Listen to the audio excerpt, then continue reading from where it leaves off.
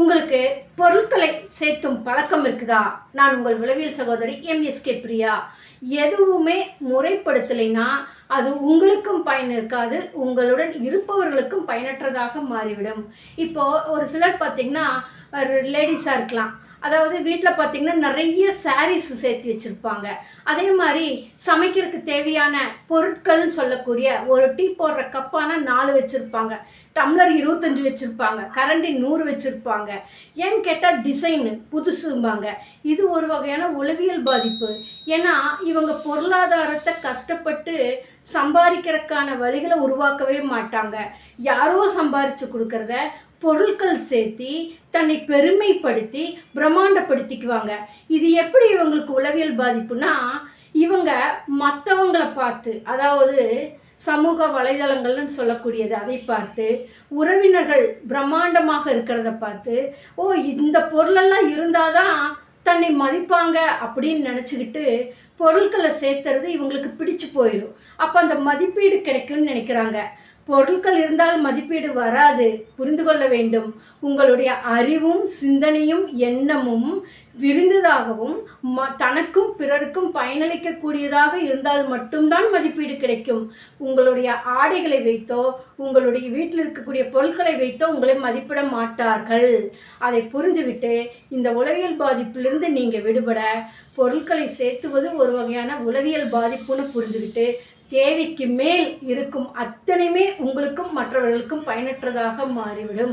தேவையை எப்படி பயன்படுத்த வேண்டும், அதை எப்படி மிச்சப்படுத்தி தன்னுடைய அடுத்த சந்ததியர்களுக்கு கொடுக்க வேண்டும் அப்படிங்கிறது தான் எம்எஸ்கே உளவியல் பகுப்பாய்வு மற்றும் சிகிச்சை. உங்களுக்கே இப்படி பொருட்களை சேர்த்து வைக்கும் பழக்கம்னா உங்கள் அடுத்த ஜென்ரேஷன் நினச்சி பாருங்கள். யார் சொல்லியும் அவர்கள் கேட்க மாட்டாங்க.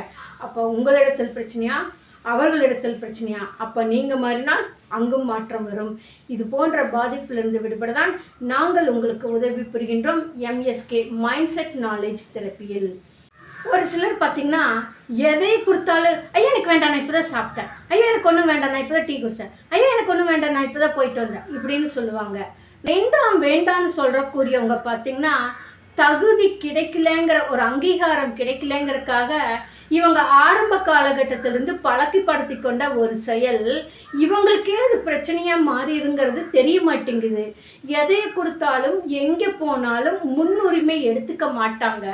அப்படி முன்னாடியே போனாலும் எனக்கு வேண்டாம், எனக்கு தெரியாது, எனக்கு பிடிக்காது, ஐயோ ஐயா அப்படின்னலாம் சொல்லிக்கிட்டே இருப்பாங்க. இது இவர்களை மாற்றிக்கொள்ளலைன்னா இவர்கள் ஒதுக்கக்கூடிய நபர்களாக மாறிவிடுவாங்க. எல்லாருமே கெஞ்சி கெஞ்சி கொஞ்சி கொஞ்சி உங்ககிட்ட கொண்டு வந்து கொடுக்க மாட்டாங்க. உங்களைவே நீங்கள் தூக்கிட்டு வராதப்ப உங்களுடன் இருப்பவர்கள் எப்படி உங்களை மேலே தூக்கி விடுவார்கள்? அப்போது உங்களுடைய பிரச்சனை உங்களுக்கே பிரச்சனையாக மாறிடுதுங்கிறது உங்களுக்கு தெரியாது.